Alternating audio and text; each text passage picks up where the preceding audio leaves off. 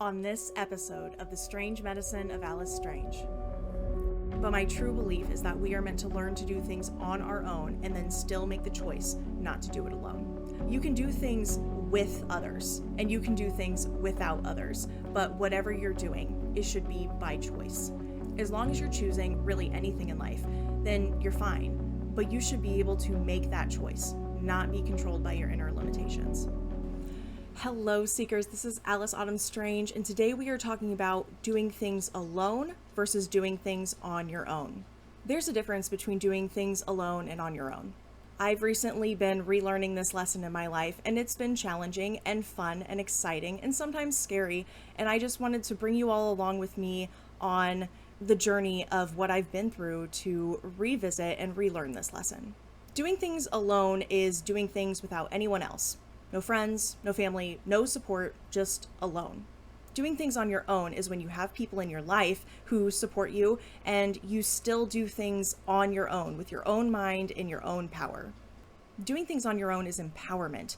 You are supported, but you still do things of yourself with your own power. In this episode, I'll be using terms to describe these different states that are not actual psychological or medical terms. None of this information is a diagnosis, and I'm not here to label you as something. I'm only pointing out behavioral patterns that you might see in yourself or others. So the terms I'm using are intentionally not official terms. And I will be mentioning statistics about some heavy topics, including substance abuse, codependency, and taking one's own life toward the end of this episode. I will give a little trigger warning beforehand, but I will only be mentioning statistics, not going into any of the details. So do what's right for you. Take care of yourself. And if you don't know me, I'm Alice Strange. I help people seeking self-development and empowerment find alternative modalities of the spiritual nature that work for them. Through my own experience in my life, I developed a method to overcome my mental illness, ultimately discovering full recovery and a way to help people do similar things. I am currently taking on a few coaching clients for psychic development as well as self-development, so if you'd like to schedule a consultation, the link will be in the description. And if you're on a budget, I have a Patreon community for developing psychic abilities with a few membership spots still available. We meet weekly in a group setting to work hands-on to grow our abilities and expand our consciousness. I have a video posted on my YouTube channel with some clips from one of our meetings if you'd like a sneak peek at what we do. There will be a link up here, there will be a link to that video so you can go check it out if you'd like. And if you're looking for healing with spirituality and alternative methods, my community for self-development will be launching soon. The link for the Patreon will be in the description. If you like spirituality, psychology, self-development, and learning, follow my channel, like my podcast, subscribe wherever you're listening, and catch plenty of content on these subjects. Take care, love yourself, and remember, you don't have to do it alone. Welcome, Seekers, to The Strange Medicine of Alice Strange, the podcast where modern science meets with what lies beyond what we can see. Here, we delve into psychology, spirituality, science, and the occult. Each episode will explore the bigger questions of existence, the nature of the soul, our internal world, and how we can understand them through spirituality and magic. This podcast is a sanctuary for the soul. Alongside science and spirituality, we also learn the power of compassion and the magic of extending kindness to others. For in the act of giving, we receive.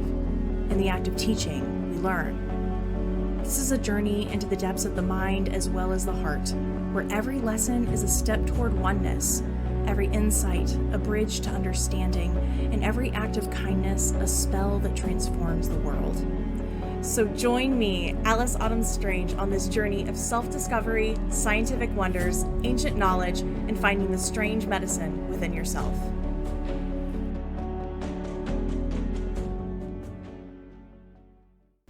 So, doing things alone versus on your own.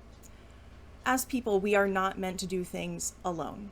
We are beings that survive on connection and community.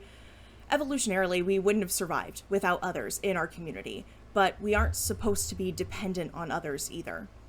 A lot of people who have had difficult upbringings end up very isolated, either physically or emotionally. And when we become adults and end up finding our people, it can be hard to figure out how to navigate having people to rely on. Many people go through years of trial and error to figure out how to balance having a community after never having one. I know I did. In the imbalance, usually one of two things happen. We end up continuing to isolate ourselves emotionally and struggle to let people in, or we end up finding that comfort of having people to rely on and hold on too tight. In the first scenario, connection avoidance, we'll call it, we try to protect ourselves by not letting people in, either consciously or subconsciously. This behavioral pattern could be seen in things like avoidant attachment, emotional unavailability, emotional detachment. There are a few labels it could fall under, but it can also be seen in perfectly healthy people. Generally, this reaction is caused by the ego trying to protect us. And very simply put, the ego is part of us that acts out of instinct. It inherently feels unsafe and insecure based on past experiences. We often don't even realize the ego is controlling our lives until we stop to look at it. It takes a lot of time and practice to recognize our ego in action. The way the ego tries to protect us is often by not allowing us to get hurt in some way. Its goal is to keep us in control and safe from vulnerability. It tries to protect us from some kind of pain, and this can show up as not allowing us to take a chance on something. The defense mechanisms of the ego, according to Freud, are denial, repression, suppression, projection, excusing your problematic behavior, avoiding emotions by thinking rather than feeling, trying to feel powerful, regressing to an older version of you, a younger version of you, and also when we act out the opposite of our feelings, such as when a person insecure about their weight criticizes other people's bodies. So an example of the ego in action is if you consider applying to college, your ego may try to convince you not to apply. You may think to yourself, what if I fail my classes? Or what if I'm not cut out for it?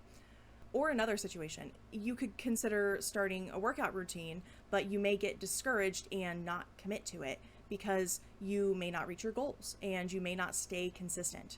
So if you ever find yourself not taking a risk, that could be a good thing because you fear failure. That choice is driven by ego. And the ego's on our team. Ego is just trying to protect us. It is its job to keep us surviving and moving through life so that we can survive. But it doesn't fix our problems. It's not the enemy. It just needs trained and conditioned. And this is what happens when we shut people out and are avoiding connection.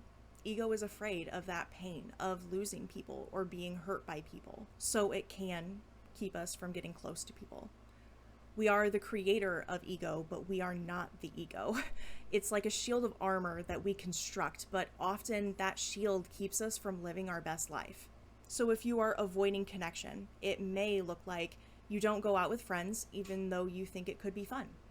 You struggle to tell people that they mean a lot to you. Or you tend to not fully engage with people, especially if they're being really vulnerable, like sharing emotions or being affectionate. You may feel resistance around sharing personal feelings of any type with other people. You may feel disconnected to other people in your life.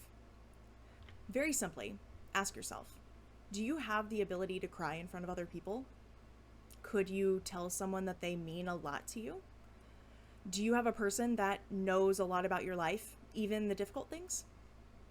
If not, you may be subconsciously avoiding connections with people. And everyone is different. This isn't a black and white issue, so think about it, but reflect and go with what your inner guidance says. When we avoid connection, we set ourselves up for a difficult life. Sure, maybe some pain is spared, but who's there to feel that joy with you? Even the pain of losing someone is beautiful in a way. The famous quote, "'Tis better to have loved and lost than to never have loved at all," sums this up perfectly. In a way, the fleeting nature of the best things in life make them even more beautiful. If you had your wedding day every day, it wouldn't feel so special, right? While it can be hard to know that good things do come to an end, in a way, it's very beautiful. So recognizing connection avoidance patterns in yourself is important. There's a lot of healing in learning to connect. It's not always easy, but it is worth it. In the second scenario, some people may be connection dependent. This behavior can show up in codependency, relationship addictions, anxious attachment, dependent personality. And again, we don't need to put a diagnostic label on it, but that's an idea. But this is the other end of the spectrum and often happens when we are unable to depend on others early in life. It's usually paired with people pleasing. This side of the spectrum is something more talked about. People talk about being connection dependent, and many people show signs of being overly dependent, but here are some ways that it shows up that you may not have thought of. You spend a large amount of your days texting and calling people, and you feel if you aren't contacting them as much, just off. You may feel like all of the fun things in your life revolve around another particular person, and you struggle to have a good time alone. Your mood can seem to fluctuate a lot depending on the people you're around without any ability to control it. You let people do things that bother you over and over and don't tell them how you feel, especially if it's more than just one person. You may have trouble disagreeing with people, even the people you really care about. This all comes down to struggling to be independent. When we struggle with independence, we are not owning our power. And there's such a great feeling when you do something on your own. There's so much to be proud of. If you see these patterns in yourself, it's nothing to be shameful about. This is something I help so many of my clients learn to overcome. Change is possible. I did an interview with Kim Keen where we talk a lot about codependency specifically, and it will be the next video to come out on this channel. So if you identify with connection dependence, I would highly recommend checking that video out. So now we will step into psychology and some statistics. This is my little trigger warning. There's some heavy topics, not details, but heavy topics. Looking at psychology, social supports have a really strong influence on our mental health. It's estimated that 10% of the world experiences loneliness. The feeling of isolation can alter brain function. It increases the risk of substance use, cardiovascular issues, depression, and a person choosing to end their life. And having connections in your life can lower the impact of trauma disorders like PTSD. It can increase motivation and can help you make healthier choices and lower your stress levels. And we know that stress greatly affects your physical and mental health. When I worked at a crisis line, it was expected that we would ask every caller about social supports and their level of connection with others to see exactly what was going on and how safe they were. And a scoping review that I will link below looked at 19 different studies, and every single study of these 19 showed a link between loneliness and the risk of taking your life. And the Brain and Behavior Research Foundation found that loneliness increases mortality by 30%. Connection dependence also contributes to poor mental health. The Recovery Village states that 90% of Americans display codependent behavior in their lifetime. 90%. And when out of control, it can lead to mental illness, physical illness, addictive behaviors, and someone choosing to take their life. Now, codependency isn't a disorder, it's a behavior, and anyone can have dependent tendencies. So there aren't a lot of specific studies on how it relates to poor mental health or the risk of someone taking their life, but it is agreed across the board that being dependent on others does damage your health in many ways. And as I said at the beginning of this episode, I personally have been relearning and rebalancing what it means to do things on my own lately. Like many people, I find myself going too far in one direction and course correcting again and again, and sometimes overcorrecting. It's an ever-changing, ongoing journey in life. We are never the same person one day to the next, so we will always need to relearn and reevaluate things. But if you've seen my podcasts or my videos before, you may have heard me say you don't have to do it alone. And no one should have to do things alone, but we should be able to do things on our own. Unfortunately, many spiritual people often have a difficult beginning to life. That's why we end up being the healers. But my true belief is that we are meant to learn to do things on our own and then still make the choice not to do it alone. When I explain this to my clients, I like to put it this way. You can do things with others and you can do things without others, but whatever you're doing, it should be by choice. As long as you're choosing really anything in life, then you're fine, but you should be able to make that choice, not be controlled by your inner limitations. Community has been a vital part of my growth. If it hadn't been for a support system, I wouldn't have started my podcast. If it wasn't for a community, I wouldn't have started doing card readings, which led to doing energy healing and making oil blends and coaching and developing new healing modalities. Something I aim to do for my clients is I carry the strength confidence, and hope for you until you're able to hold it for yourself. If you don't believe in yourself, I believe in you enough for the both of us. And with balancing that connection, not too much, not too little, you learn to do it on your own. But you can't have someone do it all for you, and you shouldn't have to do it without support of any kind. I have been helping one of my friends in particular lately learn the value of community, and in turn, he's been helping me learn the value of independence. Life is a perpetual lesson, and every time you learn something, you move on to learn it again at another level. So I've been relearning a new level of this lesson lately, and I just want to remind you to be kind to yourself. These things aren't easy, and just because you are learning something doesn't mean that you didn't learn it before. You just graduated, and it's time to take that next class. And I also want to say to that friend, if you're watching, thank you, sincerely. It means the world to me. And that's everything I have for you today.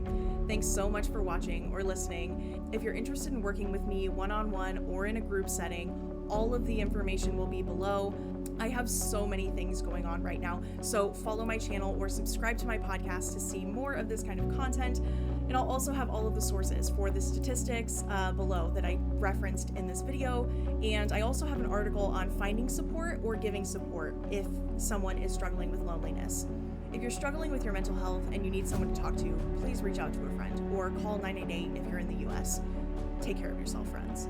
Remember, be well, be kind, and may your curiosity for this world and the next never fade.